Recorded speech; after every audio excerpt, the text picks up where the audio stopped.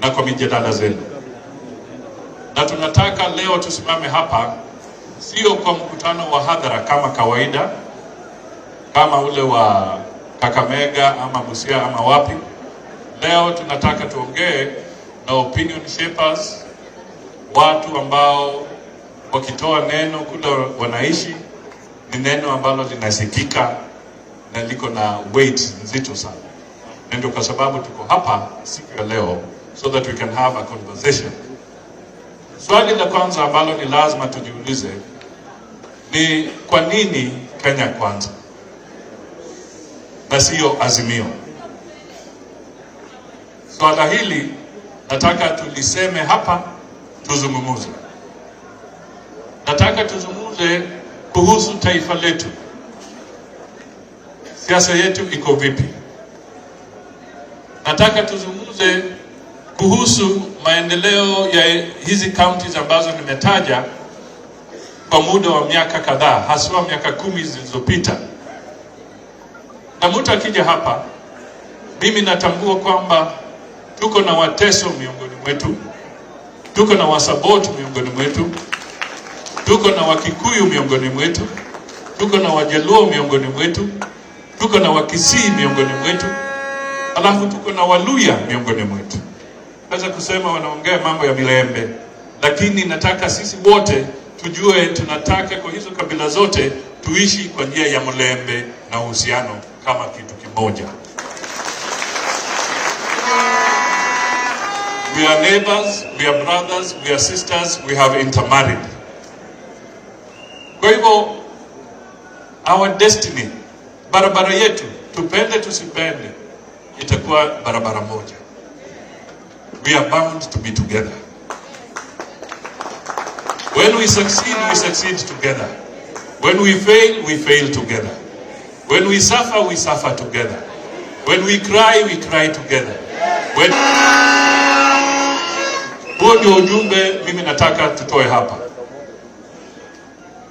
Kwa hivyo, sio wakati wa kulalamika sana, but wakati wa kuonyesha Wakenya mwelekeo wetu ni nini. Jambo la kwanza, watu wanauliza ni kwa nini Musalia Mudavadi na Weta waliungana na Deputy President kwa mrengo wa Kenya Kwanza. Now I want to tell you the truth.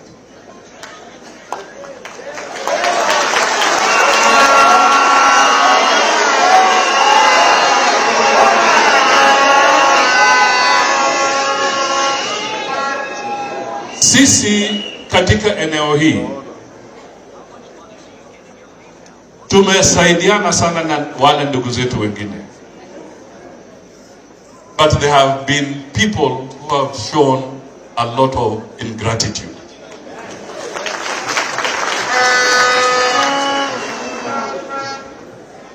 Kwa hivyo sisi tulijadiliana, mimi nilijadiliana na mwenzangu Moses Masika Wetangula, ndio huyo. Tukajadiliana, tukasema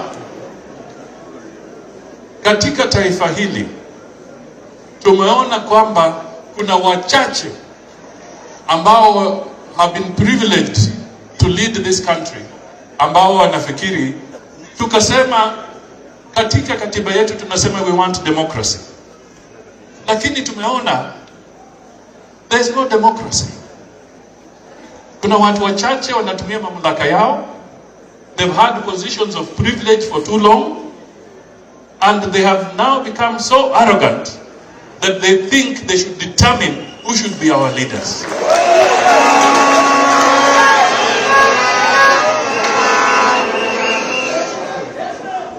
Watu wa eneo ya magharibi, I want to state here and now,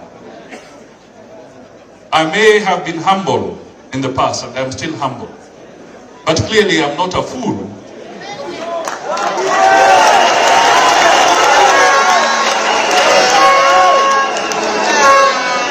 And I'm not about to have a leader imposed on the people of Kenya. Sisi tunajua kwamba ballot ndio huamua nani atakuwa kiongozi, kuanzia kule juu hadi mashinani. Lakini tumefika wakati wa kuambia President Uhuru, hata mimi nilikuunga mkono 2002. Mimi nikaunga Raila 2007, 2017. But President Uhuru, wewe umeenda Sagana and you have talked, you have arrogated yourself the role of 20 not possible.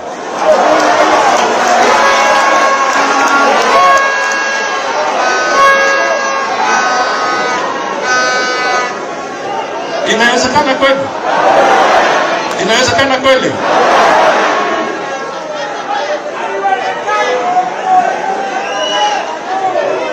Sisi tumesikia hotuba zikisema hawezi pigia Bwana Ruto ama nani kwa sababu kuna wizi ndani yake, na pesa hizo za wizi zimetumia kusaidia makanisa, na pesa hizo zimefanya nini?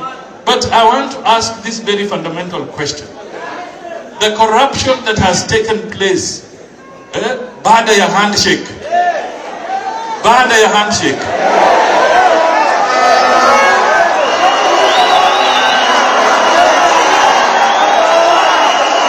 we must ask ourselves, who are the real? Ni nani wezi katika taifa letu?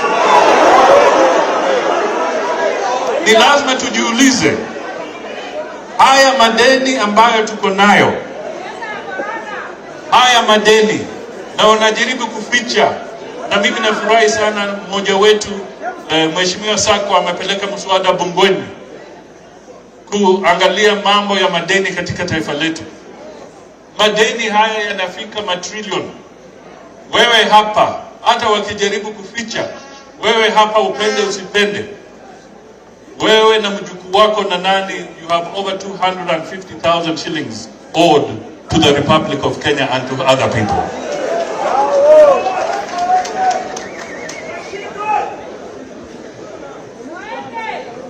Tunaambiwa kwamba we do not know what we are talking about. Surely, if mtu wa kitandawili anataka kukuwa rais wa Jamhuri ya Kenya na anasema tunabweka tukiongea maneno yetu kama muradi, kama project, na haujui kwamba madeni yale ya juu ambayo serikali inafuliza ndio yale yanaongeza ushuru pale mashinani. Haujui kwamba bei ya gas inaenda juu kwa sababu ya yale madeni. Haujui kwamba ile mazao ya wakulima hawapati yale wanatakana wapate, kama ni wachai ama nini, kwa sababu pesa zao ndio zinalipa madeni yale. Wewe bwana, how do you want to be president and you cannot correlate the public debt to the cost of living of the people of Kenya?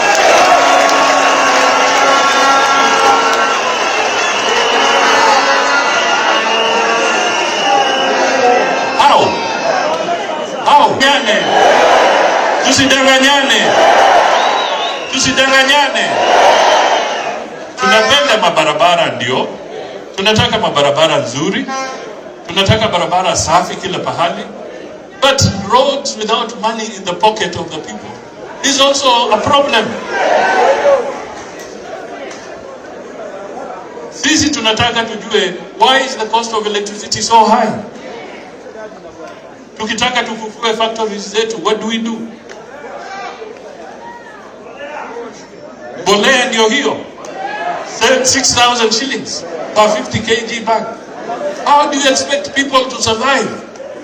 Higher education loans.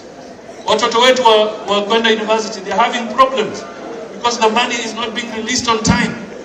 And somebody says that tunabweka. My friend, we shall continue battling. Nisikia hotuba yangu ya earthquake. Sitaki kurudia kwa sababu wenzangu watasema. But I want to tell you this. I stand here and I say that when we met and we decided that there shall be an earthquake in this country, ladies and gentlemen, tulikuwa tumeona ujanja wa hawa jamaa, tukaona we shall not liberate our people unless we make drastic decisions. So the 23rd of January had to be a liberating moment for the people of Kenya. Ilikuwa wakati wa kukomboa the underprivileged people of our society. Mimi nilikuwa naambiwa ati sasa they should determine who should be my guest. Wakati Gideon alika kitandawili, sikulalamika. Jirongo juzi sijui ana vyama watu wake wangapi, lakini amealika kitandawili.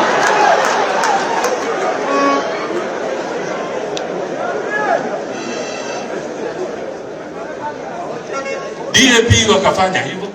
Lakini wakati mimi nilisema let us also show the difference, na mimi nimwalike deputy president, earthquake ikaanza.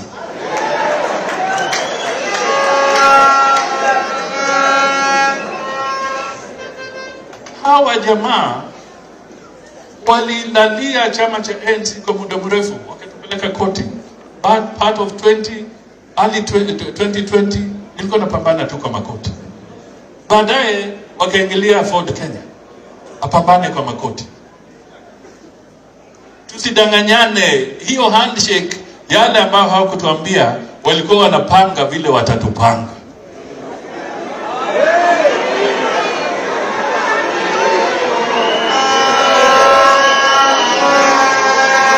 Walikuwa wanapanga vile watafanya nini?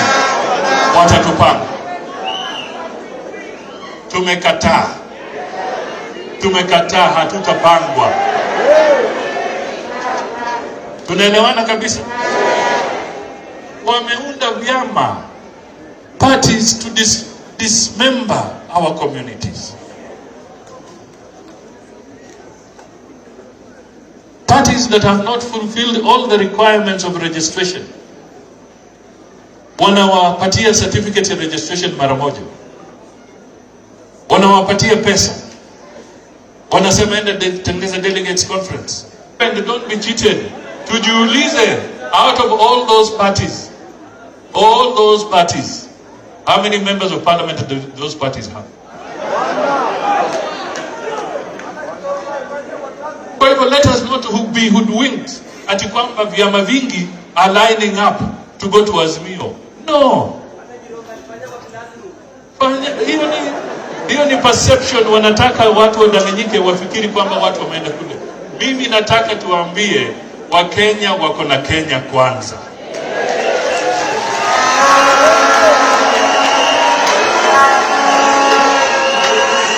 That is where the heartbeat of the country is. Wako na Kenya kwanza. That is where they are. Na mimi nasimama hapa nikiwaomba mtusaidie.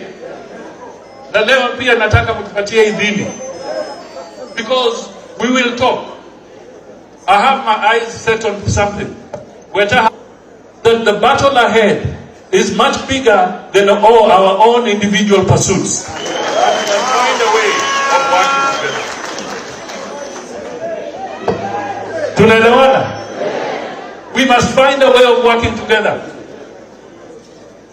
The bigger threat is not now my personal ambition. The bigger threat is no longer Weta's personal ambition. The bigger threat is no longer Ruto's personal ambition. The bigger threat is these people who think they can sit on our heads forever and ever.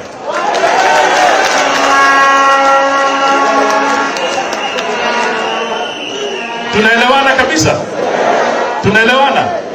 Tuko pamoja? Tutapigana pamoja? Tutaenda pamoja? Kwa sababu baadaye tukimaliza hapa, mimi naomba wote within our powers that will bring fortune and goodwill to the people of Western Kenya.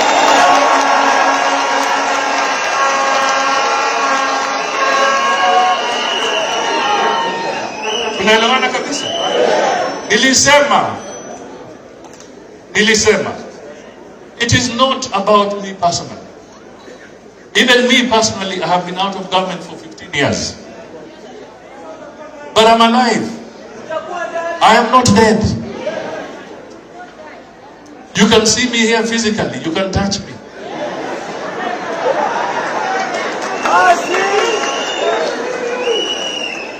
But one thing I will never do, and one thing you should never do, is to go in government, any government for that matter, on your knees. Ati kwa sababu tunataka tuingie kwa serikali. Hapana.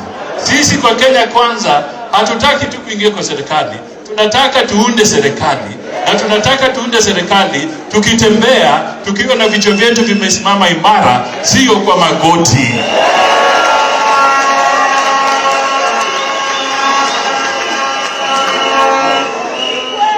Elimu imeharibika. Elimu imeharibika. Wale wameimba KEMSA mnajua. Mtu anatuambia ati wale ndio wezi na amekaa na wale jamaa wa KEMSA next to him.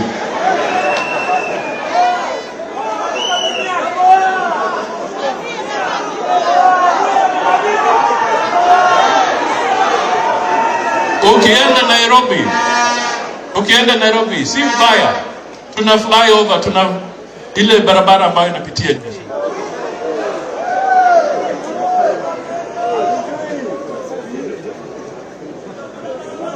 Tunajua kwamba it's good to have roads, but it has cost us 75 billion.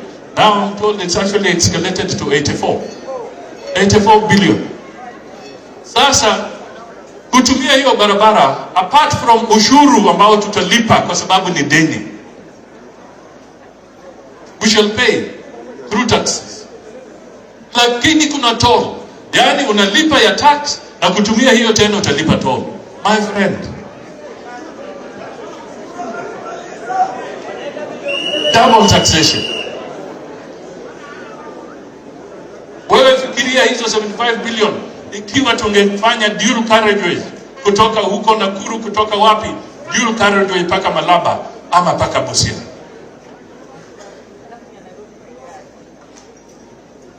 Where are these priorities? Ndugu yetu akiongea, Mheshimiwa Mr. President, where was the scorecard for Western Province?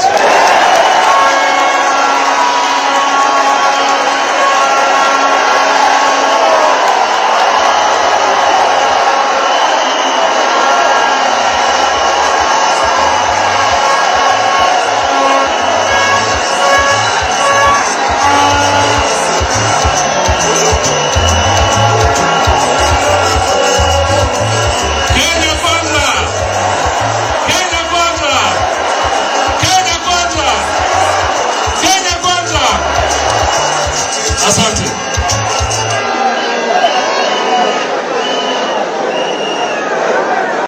Mimi nasema haya. And ladies and gentlemen, leo our constituencies.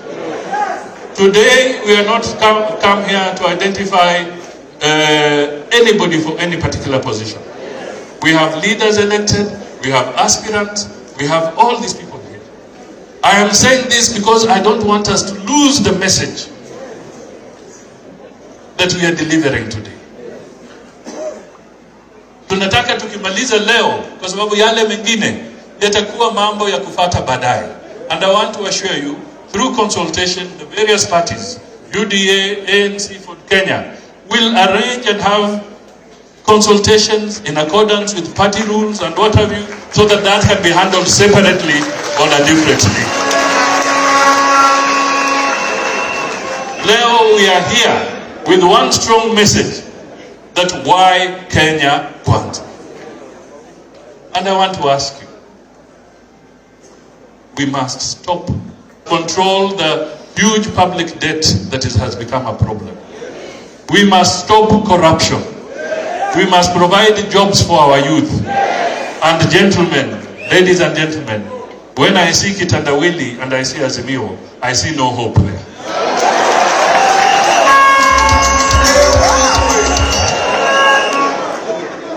I see no hope. It is a dead end. Imefika. Our elders are being humiliated. Our elders are being humiliated. Where is the spirit of Masinde Muliro? Where is the spirit of Michael Omalo Kijana? Where are their spirits? Where are they? I am saying this because we cannot have a situation where tunaambiwa tunataka tufanye hivyo because we want to be in government. We want to be in government. Wajumbe wetu wananunuliwa because they want to be in government. But I want to tell you, ladies and gentlemen, sio because they want to be in government. Wametolewa mafaili.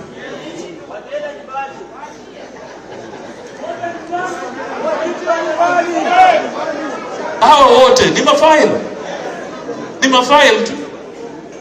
Juzi walienda Naivasha magavana sijui karibu 20.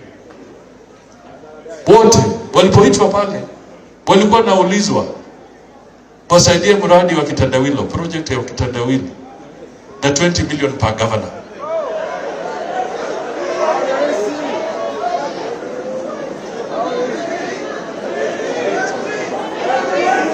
Wewe unaambiwa 20 million per governor ili faili yako iwe chini.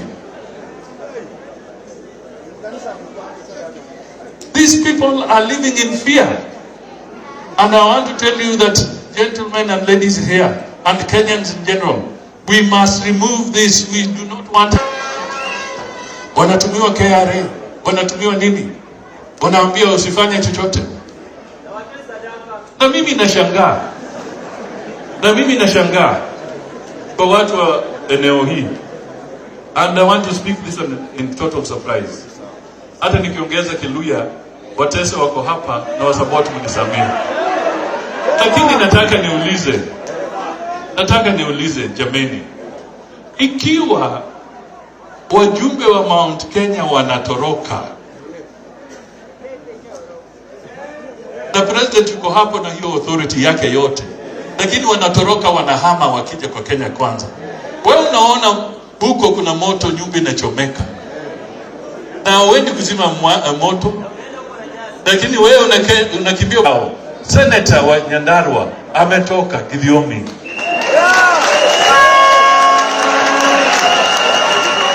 Na ametoka baada ya Sagana. Na wewe hapa unaogopa unakimbia huko. Nini likuuma?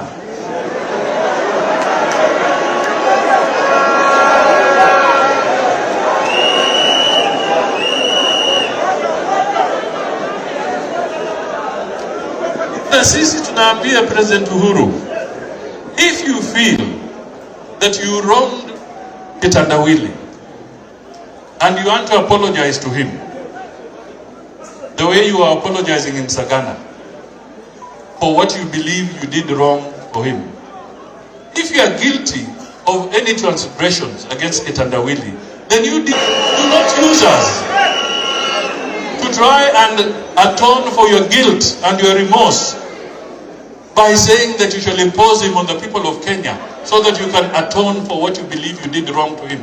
No. No. No. No. Tumekataa. If you did something wrong to him, deal with it personally. And leave Kenyans out of it. Let Kenyans elect the leader of their choice.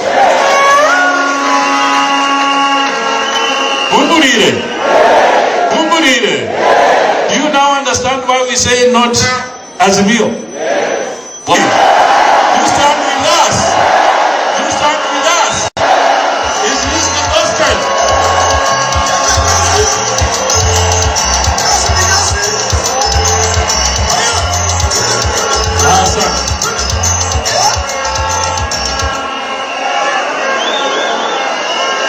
We want, through you, through your help, all the 39 constituencies,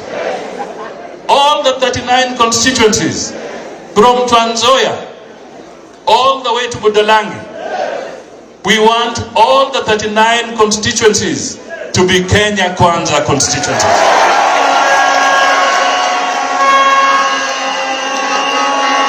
We want Kenya Kwanza senators. We want all the women leaders to be Kenya Kwanza leaders. Will you stand with us? Will we deliver? Tutaweza ama tutaweza? Kwa hivyo tunasema ni Kenya Kwanza. Na tukitoka hapa tunataka mtusaidie kule mashindani kueneza hiyo injili kwamba ni Kenya Kwanza. Kwa makanisa ni Kenya Kwanza. Wapi ni Kenya Kwanza? Kwa drinking well ni Kenya Kwanza. Pahali popote tutaenda tunasema ni Kenya Kwanza. Tusimame imara, tutachunga kura zetu, tutakuwa sawa. We must free the people of Kenya from these people who think that we owe them everything. My friend, you in fact owe us so much. You owe us so much. You owe the people of Kenya so much. And now we have said enough is enough. Asanteni sasa.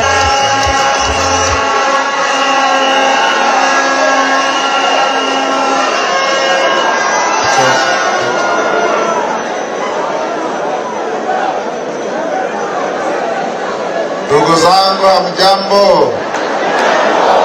Ulembe.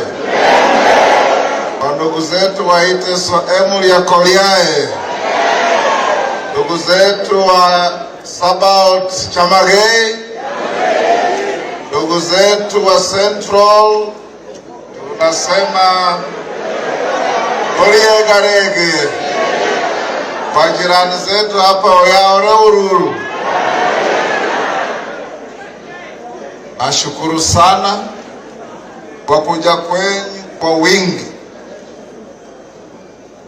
When your brother invites you to his house for a meal, when your neighbor invites you to his homestead to sit under the moonlight to discuss something, it's not because you can't see the moon from your home. It's because there is something important to discuss.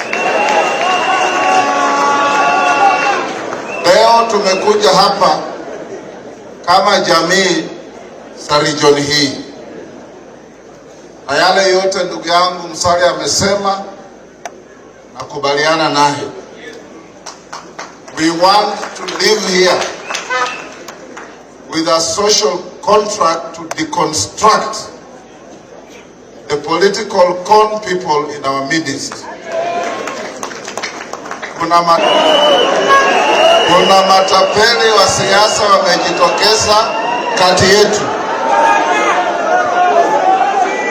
Wao wakiungana na kitendawili wanafikiri ni sawa.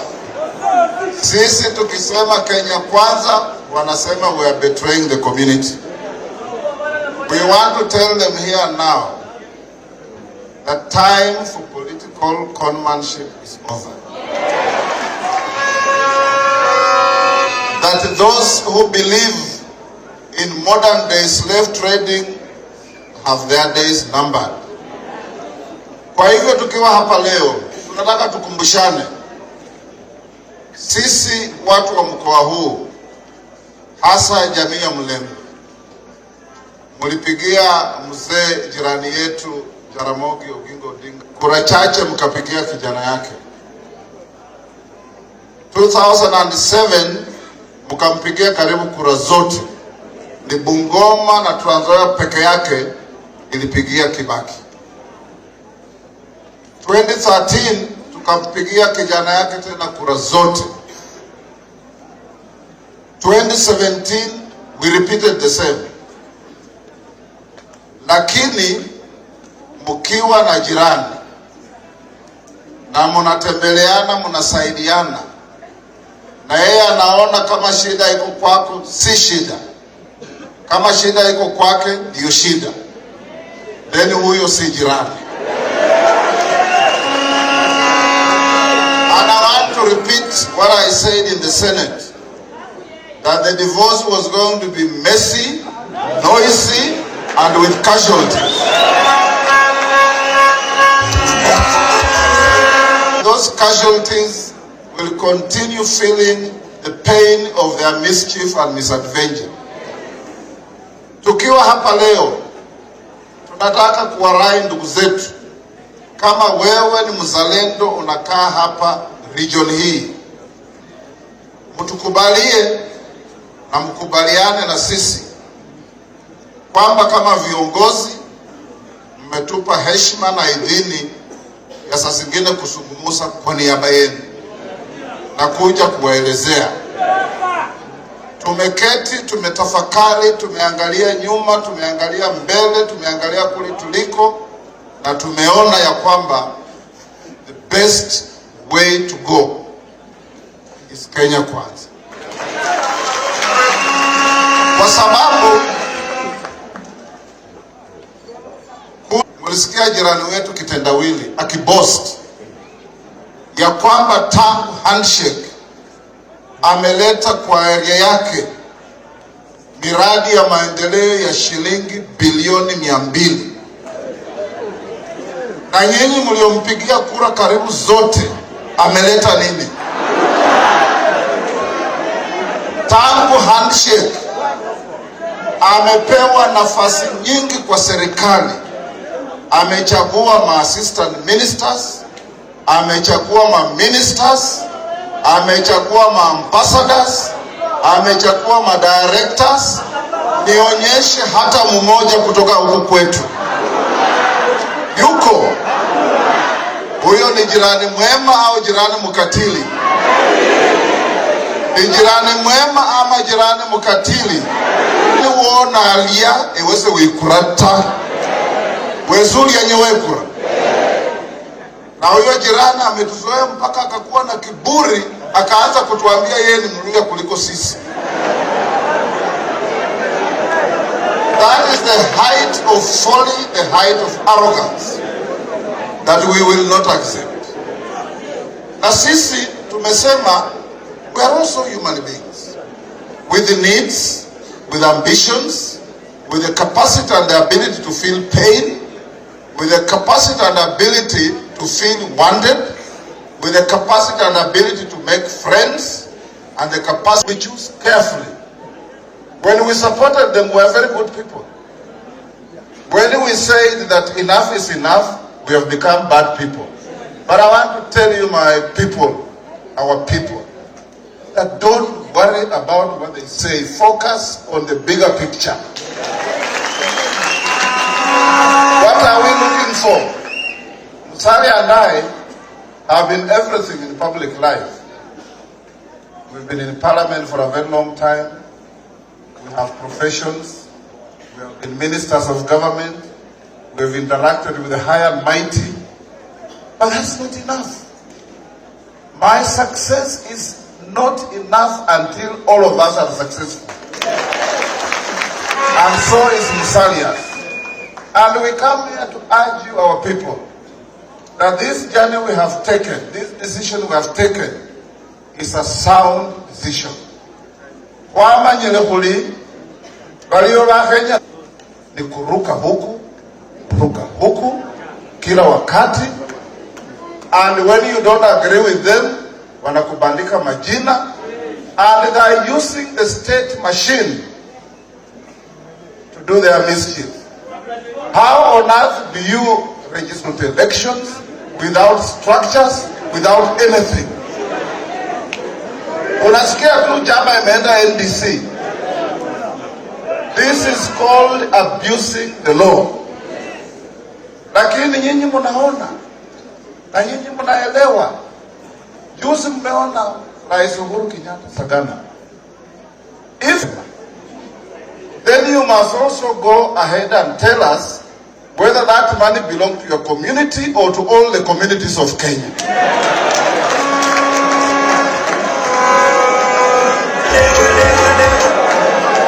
Kwa sababu kama hiyo pesa ni ya Kenya yote, then we expect you to visit all the 45 communities and tell them what you told people in Sagana. If you don't do that, then we call this political gerrymandering and political mischief.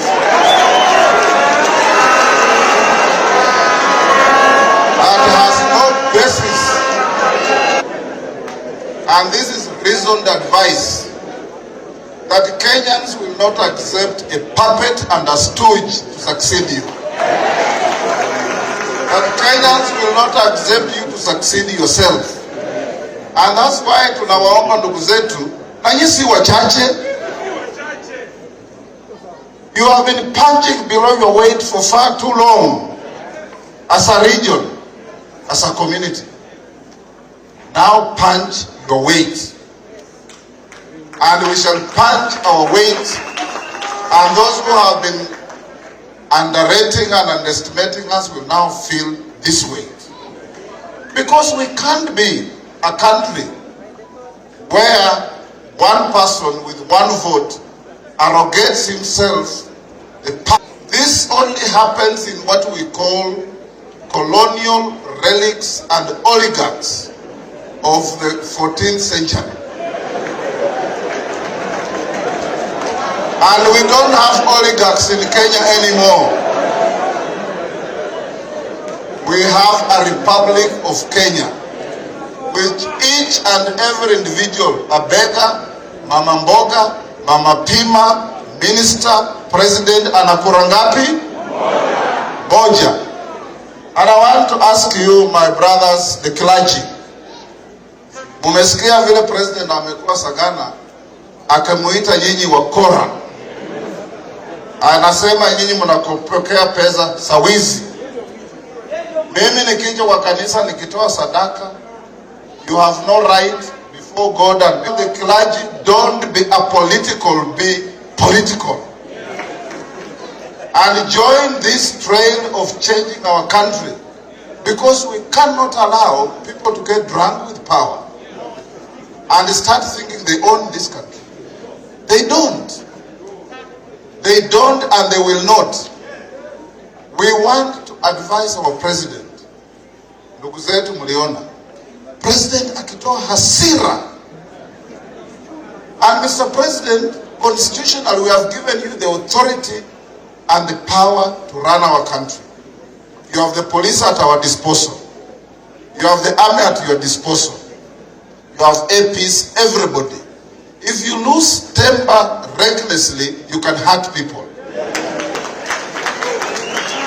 You can hurt people. Constrain yourself.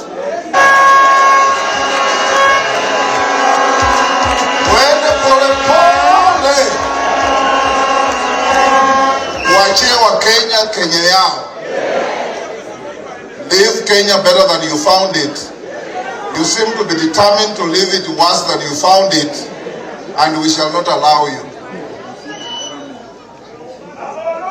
Nataka kuambia ndugu zetu, kuna wengine huko nje wengi, wale wabunge Musale amesungumzia, yaani bantu befwe enju ya mbili kumulima.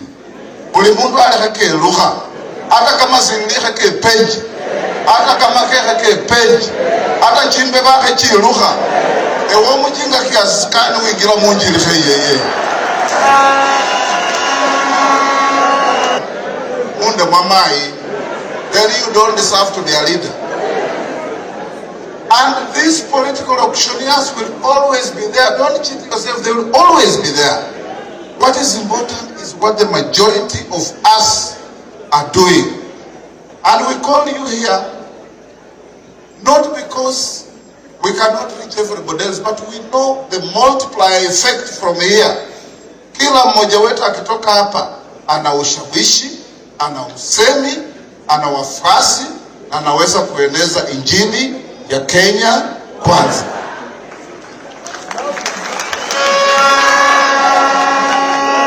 Tukifanya hivyo, I can tell you, we have been everywhere. President ameita watu wake Sagana, hata alishindwa kuongea nao. Because the world has shifted. The ground has shifted. Tomorrow we are in Nyeri. Glue yourselves on TVs and see what you will see and hear what you will hear. Alafu wabunge wetu, wanasiasa wetu, hata kama si wewe, but the larger picture of the community and the region is good. Please accept and move on with us. Because if you demand that it must be you, and if it is not you, ipasuke, then we will not have a region, we will not have a community, we will not have a country. Kwa hivyo tuketi sawa sawa, tuone kama huyu anaweza, because I can tell you without any fear of contradiction that we are going to form the next government.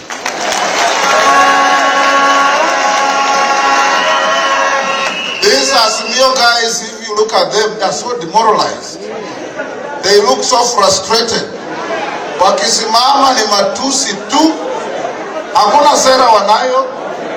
Ukiwauliza iko nini, tutabweka mpaka utasikia. Na monyuka mole aliva nani wakasila wauli. Na hiyo ndiyo tunataka kuambia. Nataka kumaliza kwa kuambia ndugu zangu. There is a great writer who says, the man dies who keeps silent in the face of tyranny.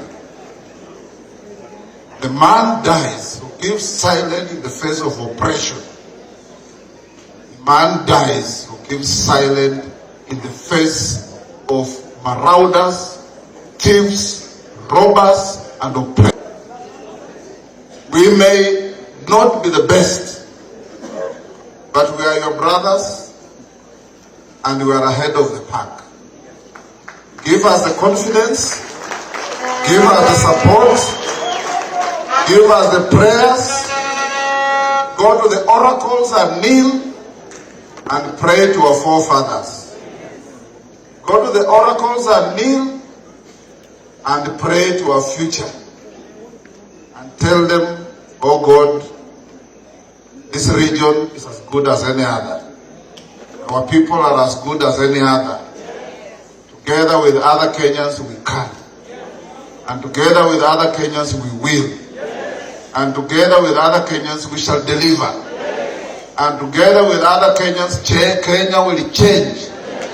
Hapana hiyo kana ni ya ukora ya mamba. We want to go to the plight of our people. Nobody can afford food in Kenya anymore. Mbolea sisi hapa ni wakulima. Last year was 3,000, now it is 6,500.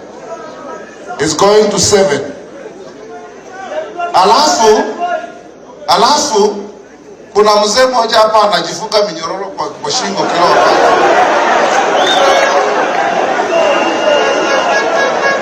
Anapigia wabunge wetu simu, akikuja nikupatie pesa, kuja nikupatie pesa. Huyo mzee, we want to tell him that slave trade was abolished in 1882. And it will never be allowed again. Everybody in this region has the right and they know who their leaders are. With respect and with equity and with equality. Kama ni mbaya, ni mbaya. Tunakubaliana? Tunakubaliana?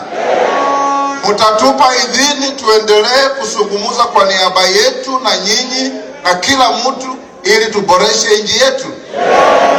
Mutatupa idhini tukatae matapeli wa siasa kati yetu. Mutatupa idhini tuwakemee wale tumesaidia na hawana asante, hawana shukrani. Mutatupa idhini tutembee na ndugu yetu William Samoei Ruto in Kenya Kwanza. And tell that kitendawili that what is good for the goose is good. Asante sana. Asante sana. Leo kuna earthquake hapa. Namna hiyo. Asante sana ndugu wetu. Unajua huyu jamaa anakoroga Kiingereza mpaka unashangaa.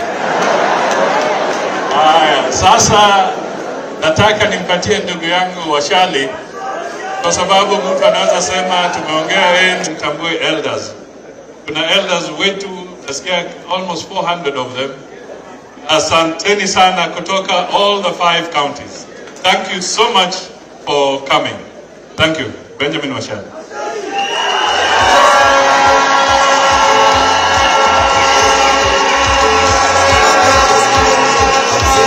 Thank you. Asanteni sana. Basi ndugu yetu mkubwa party leader wa ANC aliye pia mwenyeji wetu siku ya leo, ndugu yetu Musalia Mudavadi, ndugu yetu Moses Wetangula, party leader wa Ford Kenya, na delegates wote kutoka eneo hili la Western, hamjambo? Salamie kwa hewa, hamjambo? Harambe! Basi mimi yangu yatakuwa machache sana. Kwanza, singekaa hapa. Nimekaa hapa kwa sababu mwenzao hayuko, na kama angekuweko ningekuwa nimekaa kwa raia. Leo asubuhi tumeongea na yeye, akasema nikite sana. Jambo la pili, nataka nishukuru ndugu yangu Musalia Mudavadi kwa kuleta hapa Mululu. Kibinafsi nilikuwa naambiwa kila wakati Sugoi, lakini sasa wale walikuwa nasema Sugoi watakuwa nasema Sugoi na Mululu, ama namna gani? Nataka niongezee kwa kusema kwamba kuna wakati ndugu yetu mzee huyu wa Nyororo, unajua alikuja akafanya research na akakuja Musalia Mudavadi, ama namna gani? Na sisi tulikuwa tunaomba kama watu kutoka eneo hili kwamba tunataka direction, na tulikuwa tunaomba kwamba Mheshimiwa Musalia Mudavadi ashikane na Mheshimiwa Moses Wetangula watupatie direction. Wametupatia ama hawajatupatia? Kwa hivyo sisi wote wale wako hapa tumekubaliana na direction ya Mheshimiwa Musalia Mudavadi na Mheshimiwa Wetangula wametupatia. Nataka kuona kwa mikono kama tumekubaliana. Asante. Mimi nimetoka Wangaland, na Wangaland ndio imekuwa mlango ya hii jamaa kutoka huko chini, kwa sababu alikuwa anasema ati yeye ni mjukuu. Kama kwa historia yoyote mahali penye baba yake alisema ati yeye pia ni mjukuu na bongo, na tukaona hata kama mama alitembea huku, huyo mtoto hawezi kukubalika kwa jamii, ama namna gani?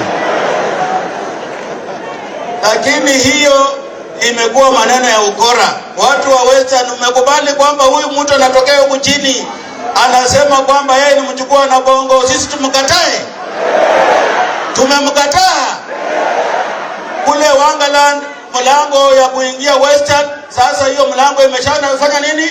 Imefungwa, ama namna gani? Na nataka tu niongezee tu kidogo, samahani jamani, niongezee tu kidogo. Mimi nashangaa huyu Henry Kosgei alikuja akawa chairman wa ODM, alikuwa vice chair wa KANU, na ni sisi tulituma Henry Kosgei kwenda kushikana na ndugu Tinga tuweze kushikana pamoja, ndio tukatengeneza chama cha ODM, ndio Henry Kosgei akawa chairman ya ODM. Mnakumbuka hayo? Na wakati huo Tinga kidogo hapo alikuwa akili yake inafanya vizuri.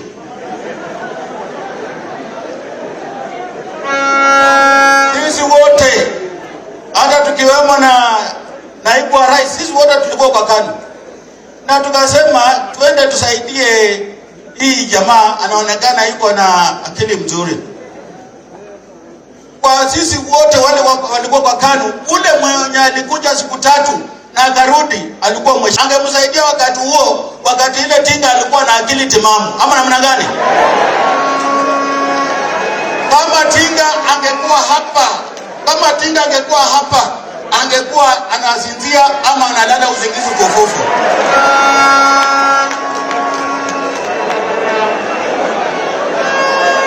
Na akiamuka anasema hatitia lala.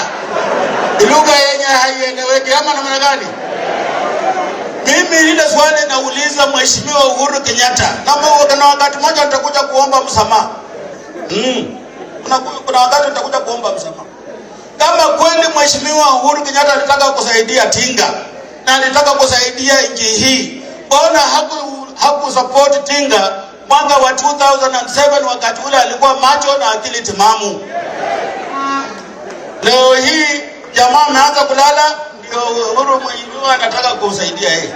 Mimi nauliza swali kwa sababu yeye ndiye anataka kunominate. Kazi haifanywi kwa barabara, kazi haifanywi kwa mkutano, kazi inafanywa kwa ofisi. Sasa mimi ile swali nauliza, ikiwa Tinga analala mbele ya watu, akifika kwa ofisi yake na amebaki mtu mmoja, atalala kiusingizi kiwango gani?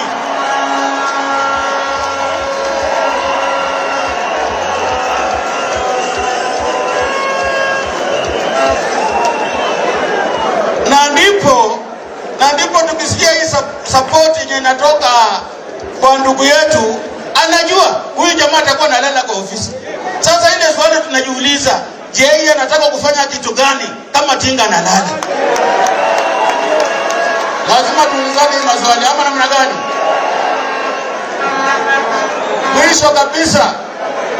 Mwisho kabisa, unajua mimi 2017 mimi nilikuwa upande wa Mheshimiwa Uhuru Kenyatta. Hapa kikundi chetu kuna wale walikuwa navuta bangi na walevi wa hai. Simulisikia hiyo? Sasa leo Tinga amewacha maneno ya bangi, anatuambia atatupatia pesa. Wale wajapata kazi atatupatia pesa. Ikiwa Tinga anataka sisi tumwamini, lazima atuambie ule mtu mwenye alikuwa anasema wakati ule kwamba yeye amevuta bangi na analewa alikuwa nani? Ama namna gani? Lazima atuambie, ikiwa kwa sababu kiongozi, a leader, you must be accountable on what you say and what you say anytime. Wakati ule alikuwa anasema sisi wale watu walikuwa kwa Jubilee tulikuwa tunavuta bangi na tulikuwa tunalewa ovyo. Sasa ikiwa Tinga anataka tumwamini kwa yale maneno anasema leo hii, tunataka pia atuambie, yule atuambie mtu akivuta bangi inakaa kwa kichwa kwa muda mgani? Kwa sababu kuna bangi nyingine inakaa miaka 20, kuna bangi nyingine inakaa miaka 40, na kuna bangi nyingine inakaa mpaka mlele ukufe. Sisi watu ya Western tumeshikana nyuma ya Mheshimiwa Musalia Mudavadi na Mheshimiwa Moses Wetangula. Nataka kuona kwa mikono wale wameshikana na hao viongozi wetu. Asanteni sana na Mungu awabariki sana. Thank you very much.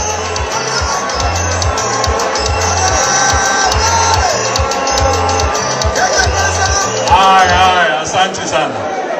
Atupeke nazidi, si ndio? Mheshimiwa Goi kama mjumbe wa hapa, kwa sababu kuna wanasiasa wetu hapa, atusaidie kidogo wapate dakika moja wanene. Tutafanya hivyo ili tuwe na cross section ya watu kuongea. Ile nitaomba tu kipewa nafasi kupisha, ndio mwenzako pia apate nafasi. Asante sana Mheshimiwa Goi. Asante sana Your Excellency, my party leader Honorable Musalia Mudavadi. Watu wa kutoka eneo mbalimbali wenye wamefika hapa, asante sana kwa watulivu na kusikiliza viongozi wetu. Nataka nishukuru viongozi wetu kwa hiyo msisumuko kwa maneno ametuambia, maneno ya kutujenga sisi watu wa regioni hii. Hapa mimi naitwa Alfred Agoi, mbunge wa Sabatia, na kwa mapenzi ya Mwenyezi Mungu na watu wa Vihiga, gavana Vihiga County August. Tuko hapa, tuko nyuma ya Mheshimiwa Musalia Mudavadi na Mheshimiwa Moses Masika Wetangula kwa lile jambo walichukua kufanya kazi na Dr. William Samoei Ruto katika coalition ya Kenya Kwanza. Tunakubaliana? Nataka watu wajue kwamba hapa tuko na zaidi ya watu 5,000 kutoka constituencies 39 constituencies, na tulikuwa na zaidi ya watu 150 kutoka kila constituency, na mmekusanyika hapa. Na hao watu 150 walikuwa wa tabaka mbalimbali, walikuwa opinion leaders, church elders, people with disabilities na wengine wote wenye wanatakana kusema maneno ya kusikika pale wanarudi. Kwa hivyo wakati huu tunataka tukue na inasema nataka niombe mtupatie masikio viongozi wengine wakuje wanene kidogo kwa dakika moja, watuambie wanaungana na maneno ya party leader Musalia Mudavadi na Moses Wetangula ama la. Tukitoka kwa hapo tutaenda tena kwa MCS, watapeana opinion yao, na tukitoka kwa MCS tutaenda kwa selected opinion leaders from different cadres, wataongea, alafu tutasoma Mululu 1 declaration, si ndio? Na kwa ufupi, kabla sijaita watu waheshimiwa wenzangu, nataka mimi kusema mimi ni mfuasi wa Musalia Mudavadi kufa na Mudavadi akisema left naenda wapi? Akisema right naenda wapi? Akisema forward maji nafanya nini? Sasa Mudavadi wamekaa na Wetangula, wote ni viongozi wangu na wafuata vile nimesema. Na kwa sababu amesema sahihi maneno, amesema yote, mimi nimekubaliana naye 100. Nataka nione kwa mkono wale mko hapa. Asante sana. Na kwa ufupi nataka sasa tuseme vile viongozi wetu wametuambia, wanataka viongozi wote wakuwe kutoka kwa mrengo wa Kenya Kwanza, kuanza na governor mpaka senator mpaka woman rep mpaka MP mpaka MCS, namna hivyo. Na tunataka tujue, tukitaka tupate hiyo, adui wetu ni nani? Adui wetu ni ODM na ile mpango yake wa kando DAP Kenya, si ndio? Kwa hivyo muongee na watu wetu, mwambie wakiona chama cha ODM eneo hii ama chama cha DAP Kenya eneo hii, waambie hao hawatakikani hapa, sisi wote tuko Kenya. Kwa hivyo, na nyinyi mlifanya kazi nzuri. 207 ODM ilikuwa tuko na mbunge mmoja peke yake, Kakamega wabunge wawili. Tunataka ikifika 2022 August, hatutaki kusikia mbunge wote wa ODM, hatutaki kusikia gavana wote wa ODM, hatutaki kusikia woman rep wote wa ODM, hatutaki kusikia senator wote wa, hata MCA wote tunataka wakuwe, hakuna ODM wote wakuwe Kenya. Kwa hiyo mimi nataka kupatia nafasi, nataka nianze na Mheshimiwa Sakwa Bunyasi, kuja karibu hapa dakika moja tu useme mambo yako kutoka Busia. Mheshimiwa Sakwa Bunyasi, makofi kwa Sakwa Bunyasi.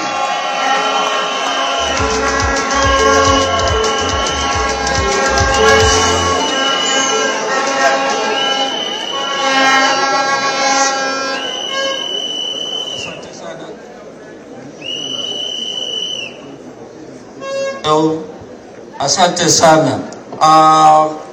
Kinara wetu Mheshimiwa Musalia Mudavadi, Mheshimiwa Senator na mwenzangu mbunge wa nyumbani hapa Alfred Agoi.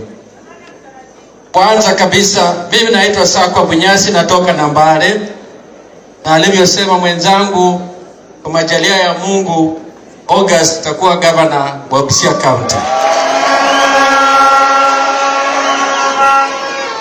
Sisi Busia County tuna structure bali tofauti na Western Kenya nyingine. Sisi tuko na communities mbili kubwa. Tuna Waluya tuna Wateso na wengine wengi sana karibu Kenya yote, lakini hizo ndizo communities kubwa.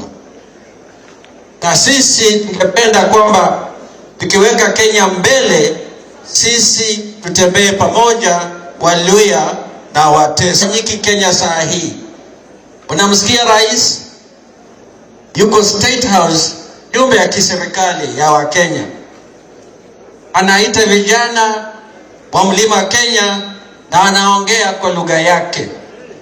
Angelitaka kuzungumzia vijana wa Kenya, angalifanya tulivyofanya hapa leo. Kaunti 5 zimetoa vijana, zimetoa clergy, watu wa Mungu, zimetoa wazee, wakina mama na kila mtu. Tuko hapa pamoja. Angalita cross section ya vijana, aambie vijana policy yake kuhusu vijana Kenya. Huwezi kusunguzia watu wako nyumbani na utusi watu kwa lugha yako. Amerudi nyuma, amesahau, anaenda miaka 40 iliyopita. Kama ni hivyo, turudi kule enzi ya mzee wake. Tuelewe tulianza kwenda Kombo wapi na lini. Na tukiendelea kusikia hiyo kilugha in State House ya Sagana, that message is a bad message for Kenyans. Na kila mtu akiendelea hivyo, hatutakuwa na Kenya. Ndio sababu ya kuwa na Kenya kwanza. Kenya kwanza ni neno muhimu sana. That we must put Kenya first. Mimi nakaa kwa budget committee kwa bunge, nitamalizia kwa haraka. Ukiweka kwenye map ile pesa maukisio ya kiserikali kwa afya, kwa barabara, naweka kasako kadogo, Mount Kenya iwe katikati, you'll get 90% of that expenditure. Hiyo Kenya. Ndio sababu tungependa go with Kenya kwanza, labda hatakuwa na Kenya yetu. Tungependa kuvuta kila mtu aingie Kenya kwanza. Azimio haitaki wa Kenya wengine waingie. Wana azimio la umoja wa upande moja. Sisi tunaomba kwamba, naomba kwanza wenzangu wa Busia, tusisite. Let us go together na Wakenya wengine. Let us show the example. We are a cosmopolitan society. Tukiweka hii example tuende mbele, wengine wote watatufuata. Asante sana na Mungu amjalie.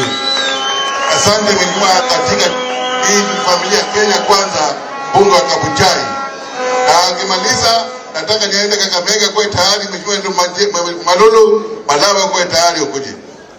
Asante sana gavana. Asante sana gavana ambaye uko katika kaunti yako. Mimi kwa jina naitwa Majimbo Kalasinga.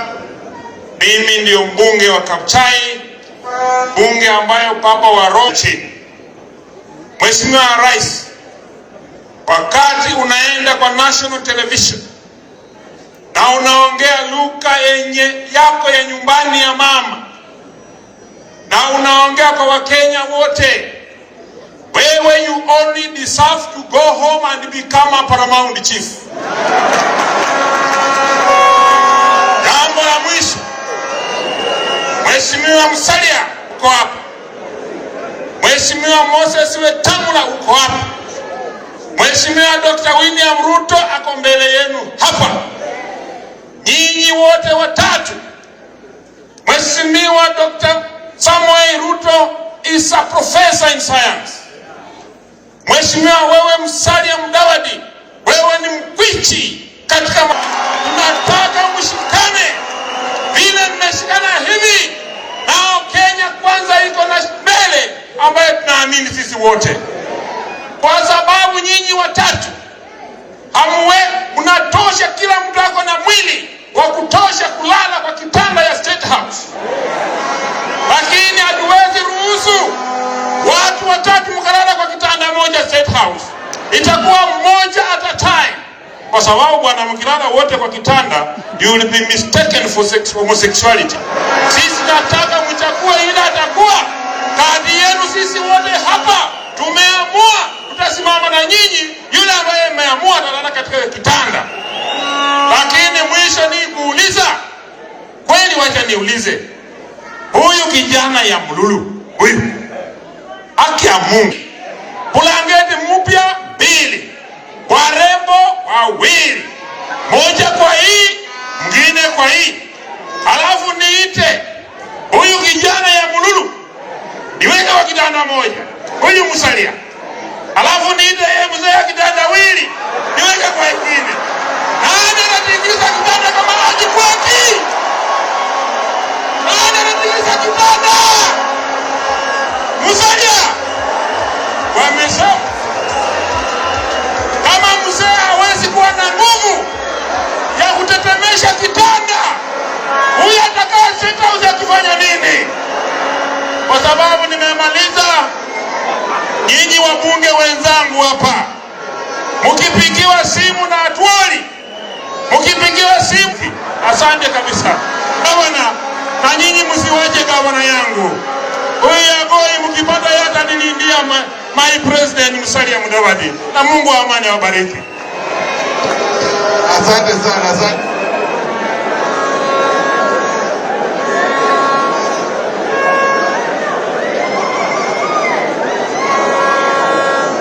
Mbunge wa Malava, rafiki yangu Mheshimiwa Malolo Injendi, hoja na mimi. Karibu Mheshimiwa Malolo Injendi, dakika moja. Basi. Harambee. Basi, huyu ndiye Mheshimiwa Malolo Injendi, mbunge wa Malava. Mimi kile ninge Wetangula na Musalia ndio walikuwa wanachukua kura yetu yote kama viongozi wetu, wakipelekea Raila. Lakini kwa sasa yale Raila ametufanyia, hakuona maana ya hao wawili. Viongozi hao wetu mmefanya kitu kizuri, wametuondolea aibu, matusi kwa huyo mtu anaitwa Raila. 1 2. Kwa hiyo mimi ningependa kuwaomba nyinyi, hata mkiangalia huko nje, kuna huyu mzee anaitwa Atwoli, huyu anavaa nyororo, na ukikuja huko Malava kwangu niko na soko inaitwa Lubao. Hiyo soko mara mingi inauza umbwa nyingi. Hiyo umbwa ndio tunafunga nyororo kama ile Atwoli anafanya nini? Kuna tena mwingine anaitwa Livondo. Haya. Nyinyi najua mnaita jina nyingine ile. Sasa nyinyi mkiangalia hao viongozi watatu, hawa tumetaja, ukiwaangalia vizuri kuongea tu peke yake, wanatoshana na Wetangula kweli? Hao wakiongea, na sijui wewe Musalia leo, sijui siku hizi umebadilika kama mnaonaje? Huyu jamaa kiongea unatamani aongee. Wewe ukiangalia hao watu watatu nimetaja ambao wanatumiwa na serikali, unaweza linganisha na Musalia? Kwa hivyo sisi tufuate Musalia na Wetangula. Wakati mmoja huyu Raila alisema, wakati Ruto aliondoka, alisema ataenda Rift Valley apate kura ya huko. Vile alienda alipata. Wakati huo anasema atazunguka hawa achukue kura Western. Mnakubali? Na Mungu awabariki. Asante sana Mama County Vihiga, tukuje Vihiga Mama County, karibu.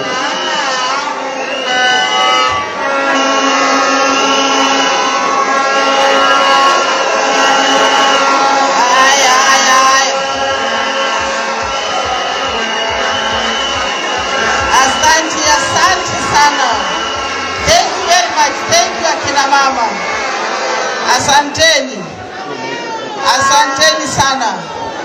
Leo ni asemaye kesho ni watu wa mkoa wa Magharibi, watu wa Western, tumekusanyika hapa siku ya leo na tumesikia vizuri His Excellency Musalia Mudavadi akituambia kwa unaga ubaga, kisababu tulituma yeye aende kutafuta marafiki, na amelete rafiki ambaye anaitwa Ruto. Na ningependa kusambia watu wa Western, direction ambayo Musalia Mudavadi amechukua, direction ambayo Wetangula amechukua, sisi tutafuata hao. Wakisema right ni, wakisema left ni, wakisema fire ni fire. Wacha nione kumesikia viongozi wote watachaguliwa kwa Kenya kwanza.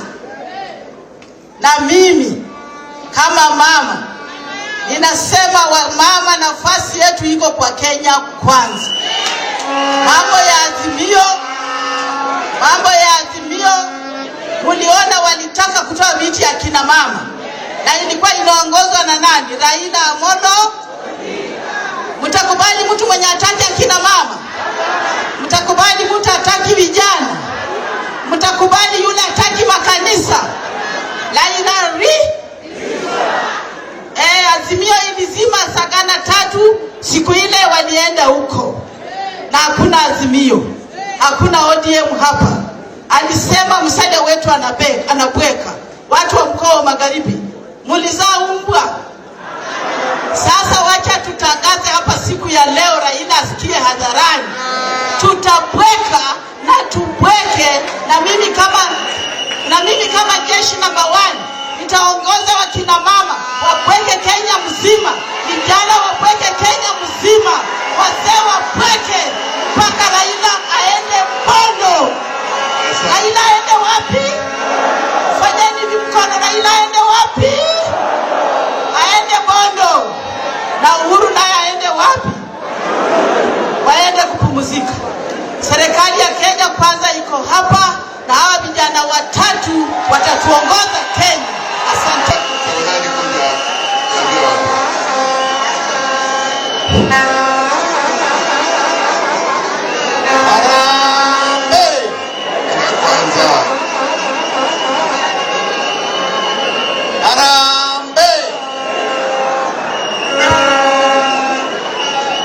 Mheshimiwa Musalia Mudavadi ambayo party leader wa ANC, Mheshimiwa Senator Moses Masika Wetangula, party leader wa chama yangu ya Ford Kenya, Mheshimiwa Wasiali wa UDA. Jina langu ni Henry Olendiema. Nilikuwa senator wa Trans Nzoia, na kwa ruhusa ya wana Trans Nzoia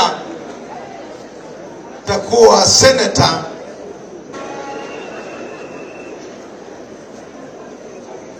Kwanza kabisa nataka kupongeza viongozi hawa wetu wa Kenya Kwanza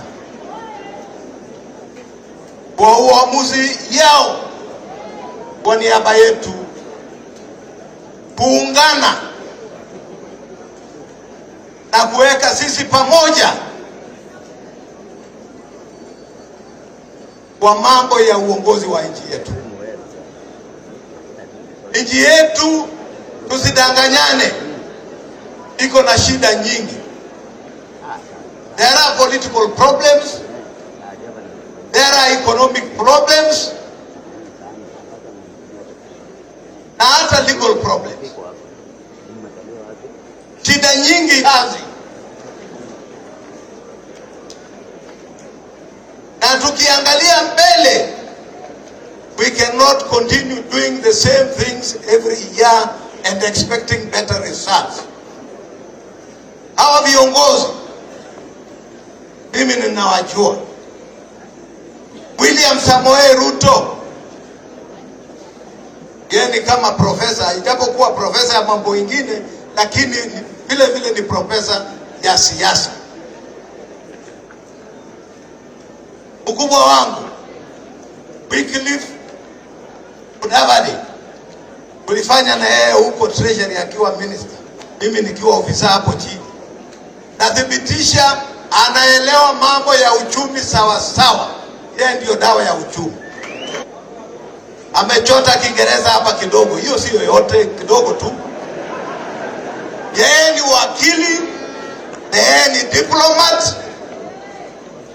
Hao wakiwa watatu watatoa suluhisho. They will give us political solutions, economic solutions and diplomatic solutions. Harambee! Tunaunga hao mkono. Mwisho, nawashukuru kwa sababu mumeweza kuungana kwenu. Vyama vyote tatu imeunganisha jamii zote za eneo hili, kanda hili la Kenya. Wakalenjin, Wateso, Waluo kadhalika. Tuko kitu kimoja. Tuendelee kukaa pamoja katika nyumba hiyo yetu mpya ya Kenya Kwanza. Bila shaka tutafaulu kushinda shida ambayo inakumba wananchi. Asante, Mungu awabariki. Haya, asante sana. Na karibisha rafiki yangu mbunge wa kwanza Ferdinand Wanyonyi, Simba ya Fort Kenya. Karibu sana.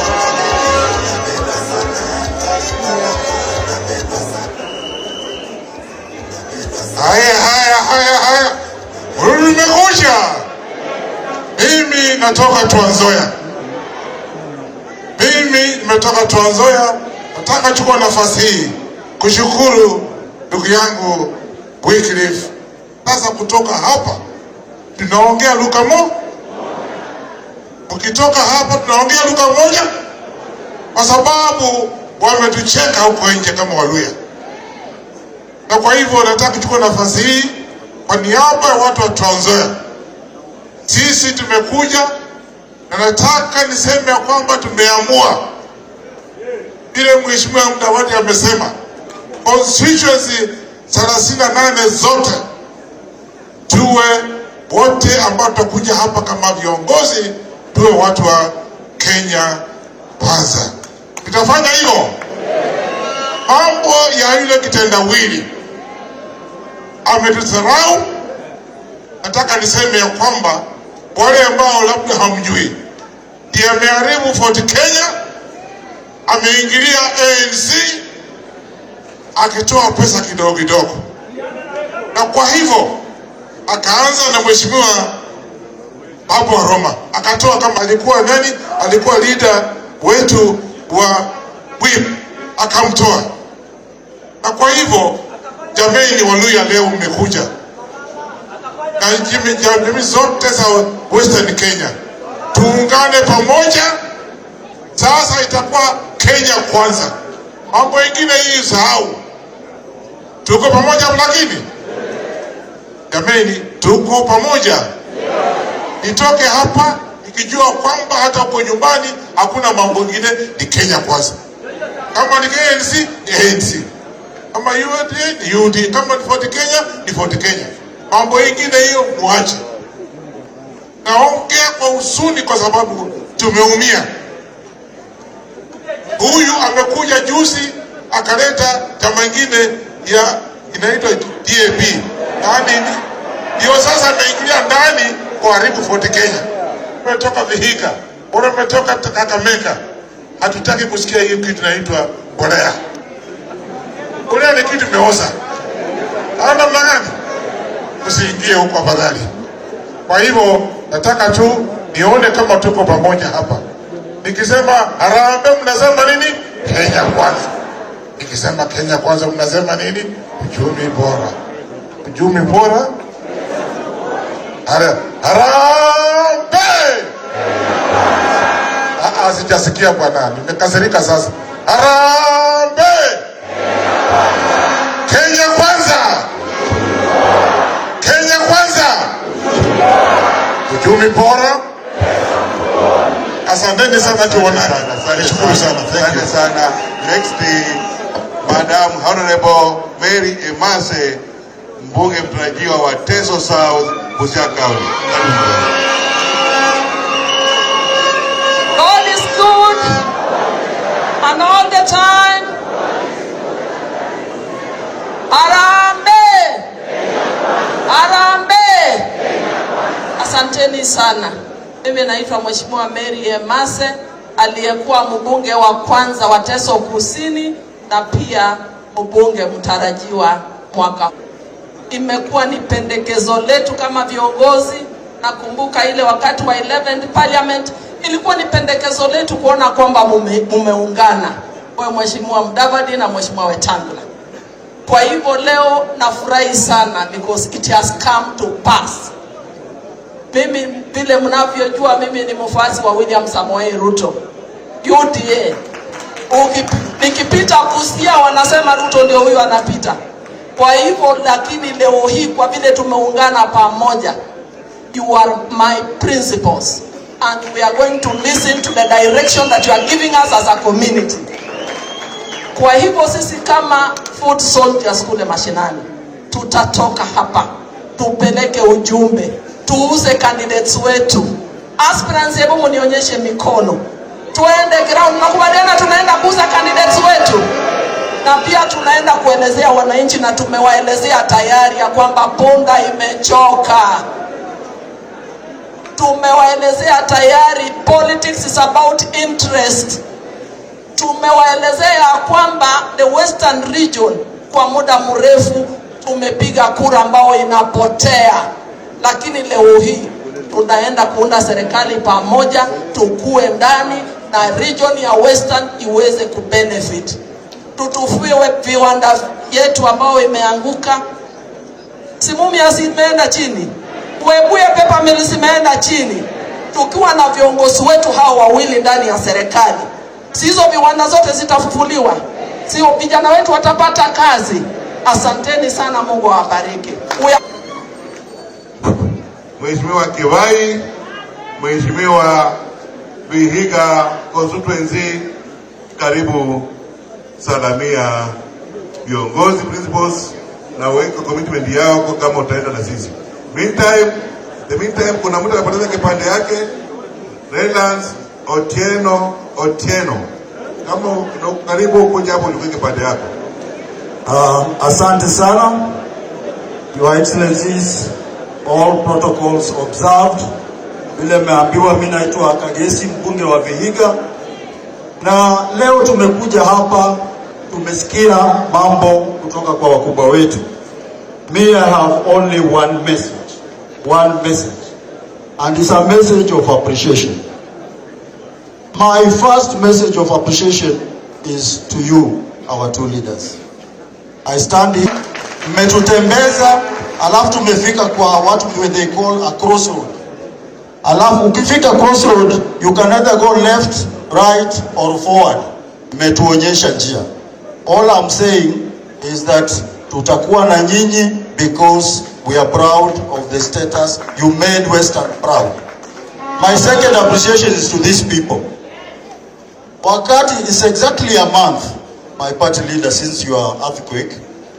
Now, when the earthquake came, we were on red. Na ikabidi tuje tuongee na hao watu wetu. Na immediately tuliongea nao, I saw the lights turning to amber. Then after 1 week, the light is now green. Thank you very much because mmesikia mambo yetu and we are very happy. Together, mimi ni mmoja wa wale na unga, whatever you requested, we'll work together. Thank you very much. Asante sana. Wakati wa Mheshimiwa mbunge Mama County Bungoma. Basi mama anapokuja polepole, Mama County anapokuja polepole, kuna jamaa anaitwa Rijan Chagane amepoteza vifungu zake za gari KDB 392B aina ya Mazda. Alafu tuko na kitambulisho hapa ya Relance Otieno. Njoo uchukue kwangu. Karibu mami. Asante. Harambee! Kenya kwanza! Kenya kwanza! Asanteni. Nitaenda kwa ufupi.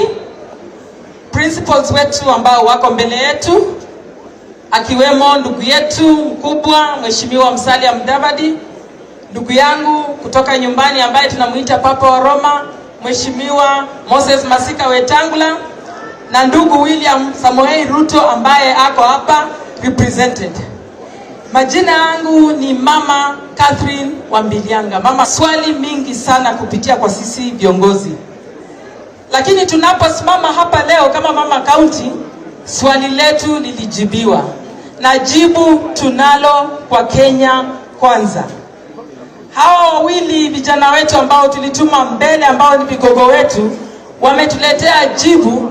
Na kama kina mama wa Western Province, tusimame kidete, tukue gangari na tusupport wenzetu kina mama ambao wanatafuta viti. Wakati utakapofika tutahesabiwa kule bungeni. Sisi kule bungeni kama kina mama hatutambuliki. Kwa sababu gani? Kwa sababu ya numbers. Na ninaona hii serikali ambayo imekuja ni serikali itatambua kina mama. La mwisho, sisi kule Bungoma tumekuwa na chungu tele. Kwa sababu mtoto wetu wa kipekee alikuwa amepewa nafasi kidogo. Lakini kupitia kwa yule kijana, ule jamaa wa kitandawili, mliona yale alitutendea? Ninasema kwa kauli moja, tuungane. Tusirudi kule, ila saa hii tumepata mwelekeo. Na ningependa tu kuwauliza kwa mkono, wangapi wataenda na sisi? Wangapi? Asanteni sana na Mungu wa amani akawabariki. Asante sana Mheshimiwa Omboko Milemba, mbunge wa Buhaya, Vihiga County.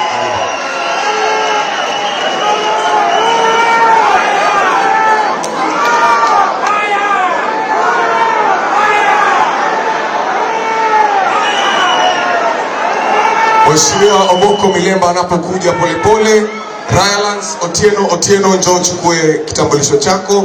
Alafu yule ambaye amepoteza gari KDD 368 ya Mazda, njoo uchukue ufunguo.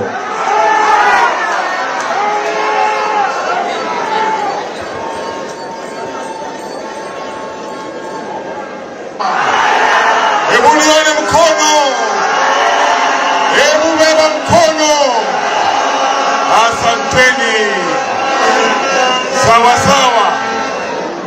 Bas, mimi kwa niaba ya watu wa Buhaya na mimi mwenyewe na watu wa Vihiga na kwa ujumla Western Region, nataka kuhakikishieni kwamba tuko nyuma ya viongozi watatu wanapoenda mbele kwa mambo ya kuunda serikali. Wangapi wenu wako na mimi? Asante sana. Kwa hivyo tutasimama na nyinyi kwa hiyo safari yenu, na mkienda mbele fanya negotiations, na fanya negotiation nzuri kwa region hii ya Western Region. Jambo la pili, ni lazima na ni muhimu tuwe na heshima kama watu wa hii region. Tafadhali tusikubali kukimbizwa na kupeleka kule ama huku bila mpango, sababu tutatumika vibaya. Tujiheshimu. Lakini tukiwa na haya mazoea ya kuitwa mara moja na kuenda kufuata watu wengine kwa haraka, hatutaheshimika. Tafadhalini, mahali pote mnapoenda, ambie wale watu wako nyumbani tufuate viongozi wawili ambaye ni Musalia na Wetangula. Hivyo ndio vile tutapata heshima ya Western, na waambie. Lakini tusikuje tukawa slaves wa watu wengine. Na nawakumbusheni, ukitaka kuongoza kubali uongozwe.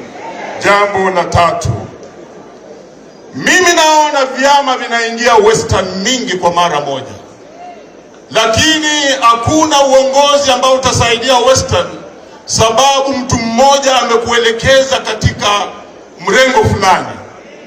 urafiki hauwezi saidia Western. Hebu niangalie kwa macho tena. Tumemaliza miaka 5 tangu 2017. Could you look in my eyes again? Have we ever been visited by the president of the only other time we heard of Western being called was after the earthquake. Otherwise, for 5 years, we have never been visited by the president of the Republic of Kenya. So where is your place in government? This is a question that when you go back home, you must ask yourselves. That did we really have a leader who cared about ourselves? That 5 years could end without us being visited by the president of the Republic of Kenya. This is a message you must take home. So let nobody cheat you that as a friend he'll take you to government and will benefit. He must go with a political party. He must go with the people. And he must negotiate for the people and not for himself. Jambo la mwisho. As a teacher, I was disappointed recently. The president went to Sagana, HU, and spoke everything in Kikuyu, abused people. Could you remember that we have 6 symbols of national unity? And the 4th symbol unity is the president in Sagana. What were we teaching our youth in Sagana?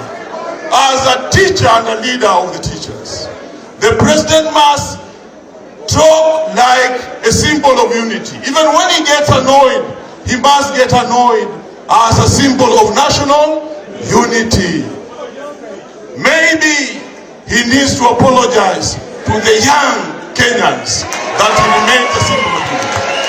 If not, Basi, presidency as a symbol of national unity will have to be negotiated by historians, possibly to be removed from the annals. Thank you, God bless. Asante sana. Mheshimiwa Jimose, mbunge wa Hamisi. Mheshimiwa Jimose, mbunge wa Hamisi, karibu peana salamu zako. Mheshimiwa Jimose, rafiki yangu. Asante sana Mheshimiwa Agoi. Mheshimiwa Musalia Mudavadi, PhD in earthquakes.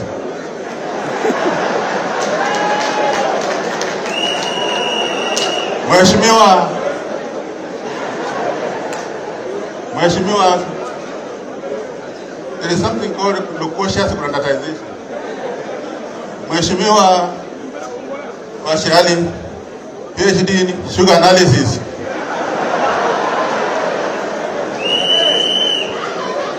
Mheshimiwa Ruto, PhD plant ecology. These are learned people. They are capable of dealing with the situation in this country. We must support these people. Lazima tuunge hawa jamaa wetu mkono. Tuunge sisi wenyewe mkono. Tupite ile kitu inaitwa iliitwa Kana. Not where there was numbers. Ametuletea project kwa chama inaitwa DAP. Hatuwezi kubali hiyo. We shall confirm the pundits. We shall ensure that these people, Bwana asifiwe. Pastor Mahubare. Asante sana.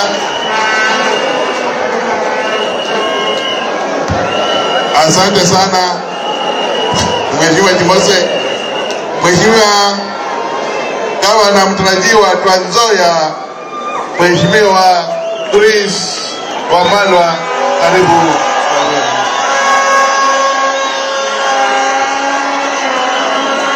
Haya, Harambe. Basi sisi tumekuja hapa siku ya leo kama Kenya Kwanza. Na mimi kwa majina naitwa Chris Wamalwa, mbunge wa Kiminini, na panapo majali yake Mwenyezi Mungu gavana wa Trans Nzoia 2022 August. Siku ya leo watu wa Western tumekuja hapa kuhakikisha ya kwamba the true leader na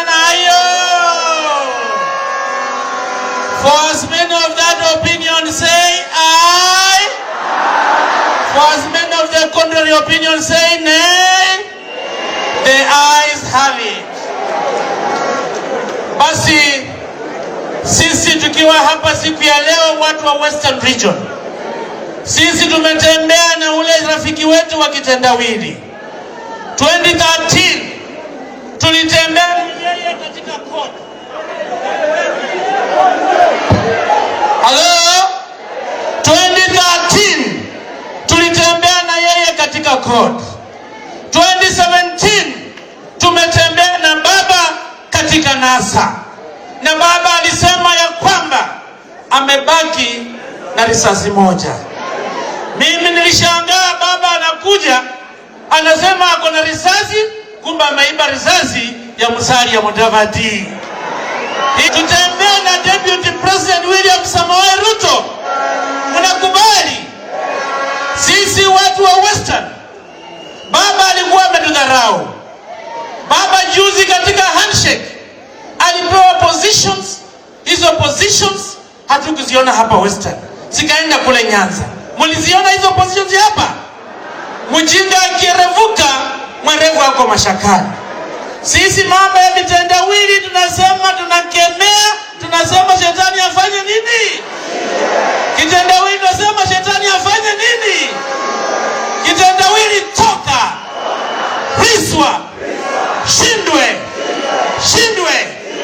Kuanzia siku ya leo tuko katika Kenya Kwanza. Na President Uhuru tunamheshimu sana. But we are very disappointed. As a sign of national unity, the president. In 2002 there was a project. Hiyo project ilianguka. In 2022 hawa wa Kenya hawatakubali project. Mtakubali project? Mtakubali project? Mambo ya kitendawili tunasema Luwele. Tunasema nini? Luwele kitendawili, Luwele. Luwele. Luwele. Luwele kitendawili, Luwele. Luwele nyasaya ulinde. Thank you very much. Asante sana. Kwa dakika nusu nataka wafuatao wakuje kusema jina lao. Mheshimiwa Wamazi, Mheshimiwa Chikati, Mheshimiwa Kanoti, kusema tu jina. Endelea. Jambo la kwanza, nataka nishukuru viongozi wetu kwa kuja pamoja na sisi kama aspirants. Kwa kauli moja tunaunga mkono wao viongozi wetu kwa kuamua kufanya kazi na naibu wa rais Mheshimiwa William Samoei Ruto ili tuweze kuunda serikali. Jambo la pili, Mheshimiwa Uhuru Kenyatta hata haamini Raila. Ndio sababu alianza chama ya DAP ili ikuwe na wabunge wakishikilia Raila. Nataka kuambia viongozi wetu wakiwa hapa, watuweke sisi pamoja, watu wa Kenya Kwanza, tukue kama timu moja na tukue na adui mmoja ambaye ni Azimio. Jambo la mwisho, nyinyi mmesema pesa mfukoni. Najua Mheshimiwa Mudavadi wewe si maskini, wewe tajiri. Hawa wananchi wote leo wakiwa wako na kitu kwa mfuko. Asante. Haya, endelea. Tena next. Chikaji.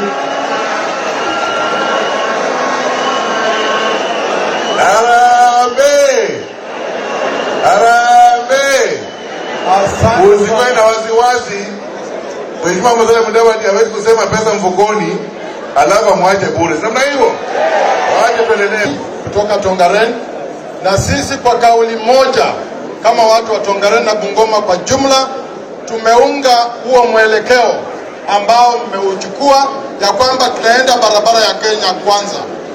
Sasa kwa kauli moja na kwa sababu wengi ya watu ambao hawako hapa, tuungane tukisema harambee. Asante sana Professor Kainga. Good fighter prepare, look at prepare as we do. Party leaders, wananchi wote wale mmekuja hapa, harambee. Harambee. Yenyewe kweli ilikuwa earthquake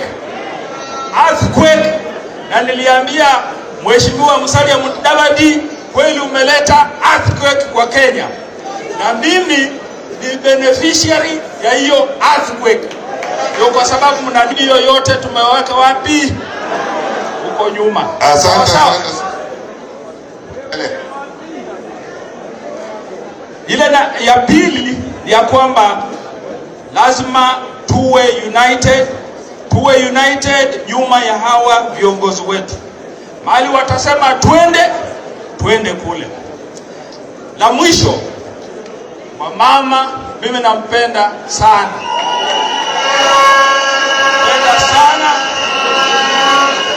Kwa sababu ile kazi nafanya ile sana inarembesha nyinyi. Ningependa ya kwamba tukiingia kwa bunge nikisaidiwa na huyu ndugu yangu Malala, ndugu yangu Halwale, tulete economy ya cosmetic surgery kwetu hapa Kakamega. Asanteni sana na Mungu ambariki. Ndugu Ejesa Swaka.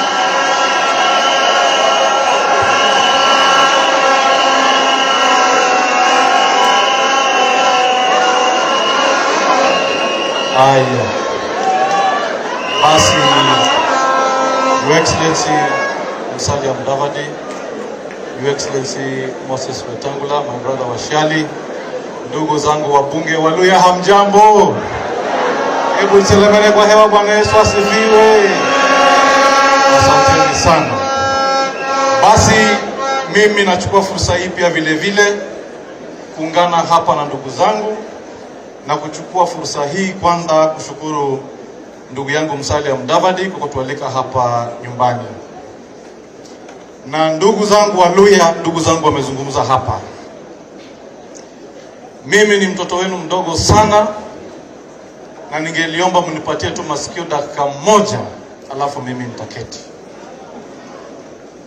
Ndugu yangu Musalia, vile wenzangu wamesema hapa, nataka nichukue fursa hii kwanza kukushukuru wewe Luhya umekuwa nayo Kenya hii. Mnajua sisi kama Waluhya kule Nairobi, watu wamekuwa wakijua Waluhya kazi yao ni kupika ugali na kuwa watchman. Na Waluhya ni watu waoga sana. Lakini leo ndugu zangu hapa nyumbani, watu kule Nairobi leo wanaketi kwa mahoteli kujiuliza maswali. Ni nini haswa leo imefanyika na Waluhya, sasa wanaona mbele. Ndugu zangu, nataka niwaambie hapa, mimi I was privileged to sit in that cabinet. Najua umuhimu wa kuwa na serikali. Why am I saying that? Today, jana mmesikia recruitment ya polisi imekuwa advertised. Wanaenda kurecruit 5,000 policemen. Mimi na waambele najua kwa sababu nimeketi pale ndani. Utapata hapa Western constituency moja kwa ndani ya serikali. Sehemu zingine watu wanachukuliwa na malori wa kupelekwa college kwenda kwa maaskari. Na ndio vile nawaambia hapa ndugu zetu, vile ndugu zetu hapa wameshikana, msije mkadanganywa na hawa matapeli. Unaona wamekuja kutugawanya sisi hapa nyumbani leo. Nyinyi mnajua hii chama ambayo imeanzishwa hapa Trans Nzoia ya DAP. Kama hamna habari mjue leo. And I'm sure even Raila Odinga has no idea ile chama ni ya nani. Hiyo chama Rais Uhuru Kenyatta amejua chama ya Jubilee imekataliwa na Wakenya. Sasa amekuja kuanzisha chama ya DAP na ameficha ndani ndugu yetu Eugene Wamalwa. Na mimi nataka niambie Mheshimiwa Rais kwa heshima kubwa, sisi pia tumezaliwa vile wewe umezaliwa na mama yako. Hauwezi kuja kutupanga hapa nyumbani Mheshimiwa Rais. Na kama ulitaka watu wa kukusaidia hata kidogo, ungekuja uulize Musalia na Weta. Hata hajui bei ya taulo na pampers. Hajawahi zaa mtoto. Kuja kupanga sisi Waluhya. Hiyo haiwezekani Mheshimiwa Rais bana. Hiyo haiwezekani.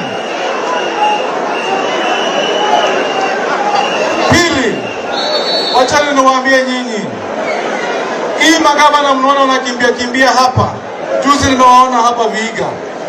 Hao magavana ni matapeli, wanaogopa kwa sababu wanajua faili zao ziko EACC. Na sisi tunataka tuambie hao magavana, wengine wamesafu tamu zao wamemaliza, waende nyumbani polepole. Mwingine ule wa Bungoma tunapeleka nyumbani polepole. Sisi ile nataka niwaambie ndugu zangu na vijana wale mko hapa, we are forming this government. Tuna form hii government.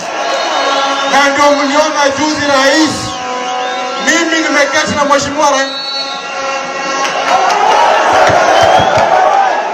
Najua rais, ndugu yangu tulia kidogo.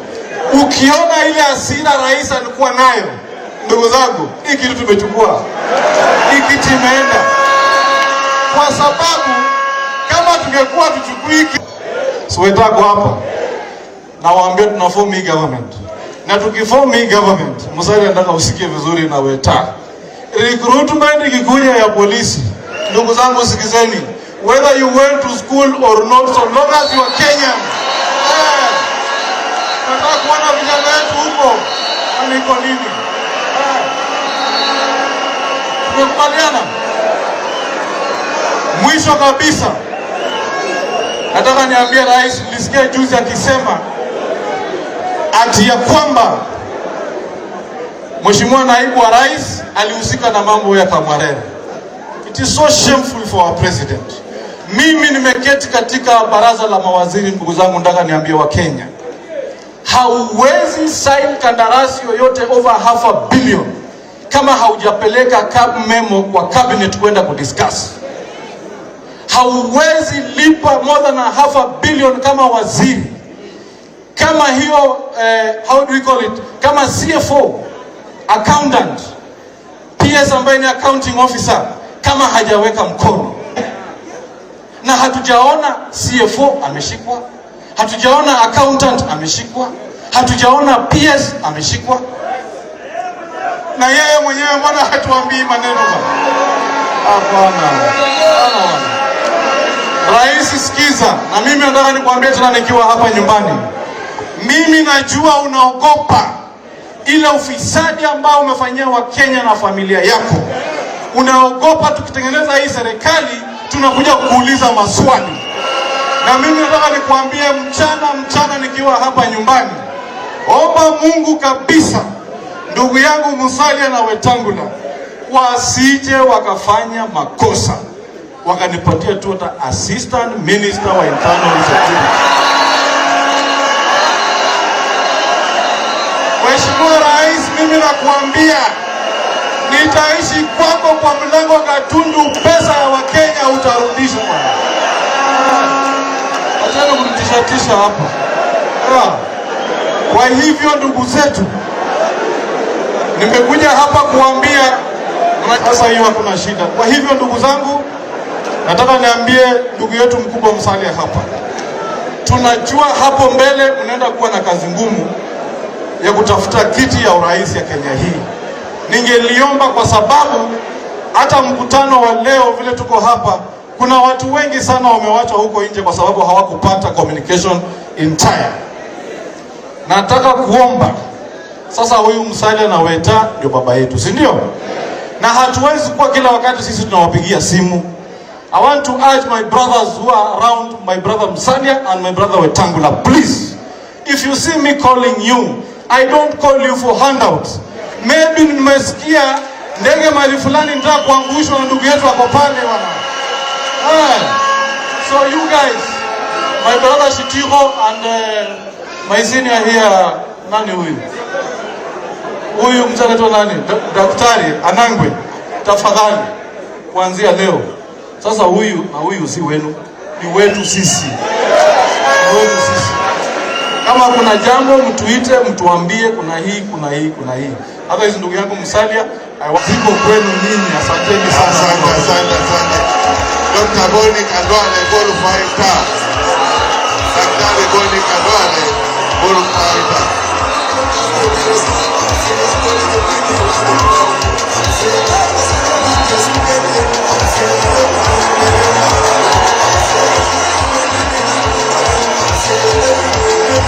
I'm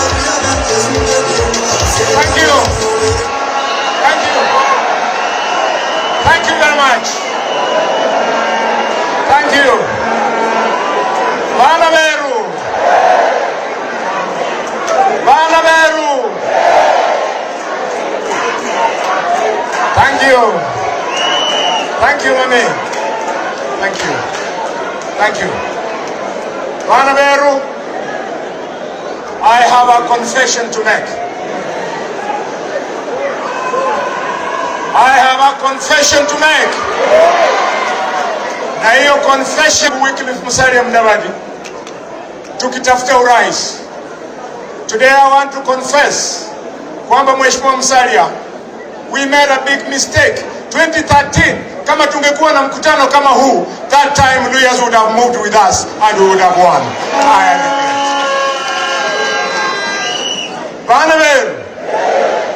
I have a confession to make. Kwamba kwa miaka mingi hawa wazee na viongozi wetu wamekuwa wakituambia habari kuhusu Luya unity. It has not worked. It is not going to work unless we do what we are doing. What are we doing? We must look for a purpose for that unity. The purpose for the unity of the people of the Mulembe nation has now been addressed by Moses Masiga Wetangula and Mheshimiwa Wycliffe Musalia Mudavadi. Kwa nini? Kwa sababu wamesema if William Ruto is going to form government, he must form government with us. And if we are forming government, we'll form with.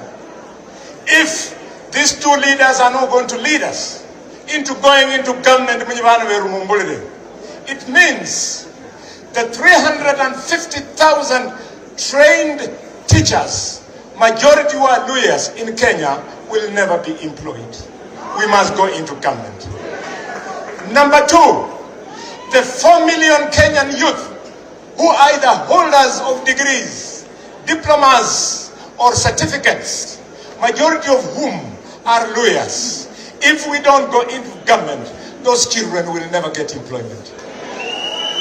Number three, the 10 commercial banks and financial institutions that are in Kenya, which are not owned by any one of us from our region, they will never be unless we go into government. We must go into government. Baluya, we must go into government. And the natural ally who kutiana ya government, numrendo weru. Mrendo weru numu. Ukienda Aldai, Baluya kwa menyenende, wakalinjini.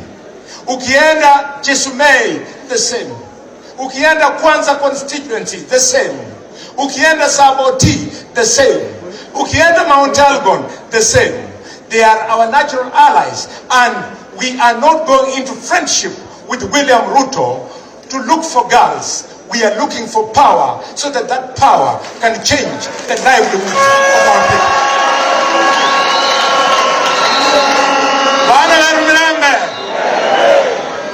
Mheshimiwa Mudavadi, you have spoken emotionally, and I want to thank you.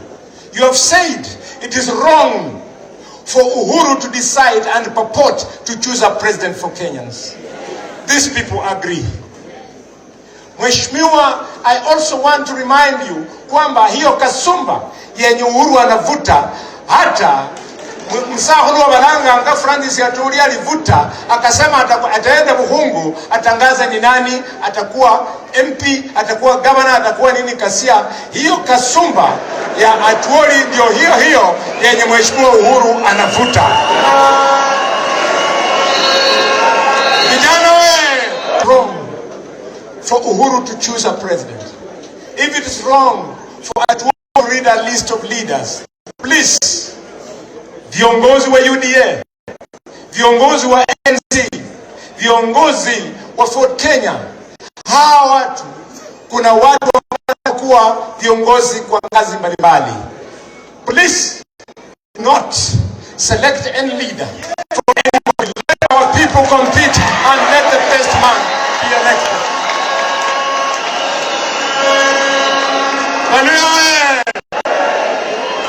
I talked to Masinde Muliro. I talked to George Captain. I talked to Martin Shukuku. Hata mzee Mudavadi, mzee wa kanisa, amenionekea katika uzingizi yangu.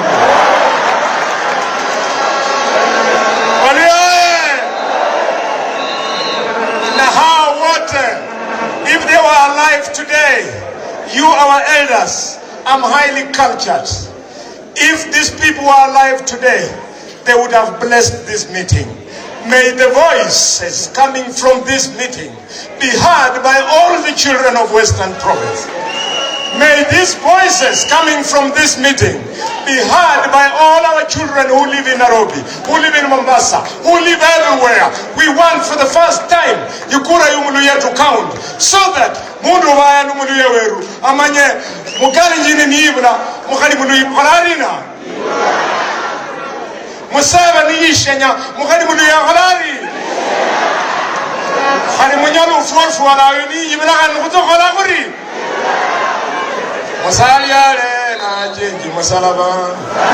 Asante. I end my speech by pleading with you. Weak leaders are very dangerous. Ukisikia somebody mwenye anasahau kwamba wapinzani wetu wanatoka Azimio, anataka kufundisha kwamba weka hapa wewe mtu wa Ford Kenya, upige mtu wa ANC, upige wa UDA. There is no competition between us. The competition we want to face is from Azimio, also called ODM. Mimi Kakamega, I have told Oparanya over and over again, Khadwale ni yule. Nataka nikutane na ile kibaraka yake mwenye ameiba pesa ya Kenya Power. Nitapiga Fernandes baraza mnyika hasa kwa mnywana manambo ngogo ya mkuu.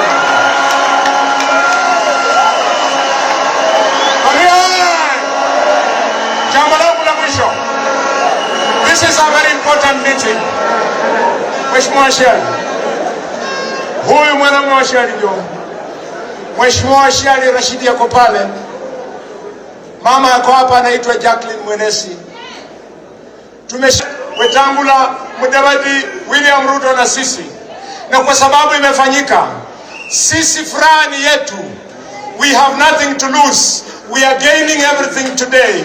Musalia Mudavadi, we now want to support you to be what you want to be. Wetangula, you be what you want to be.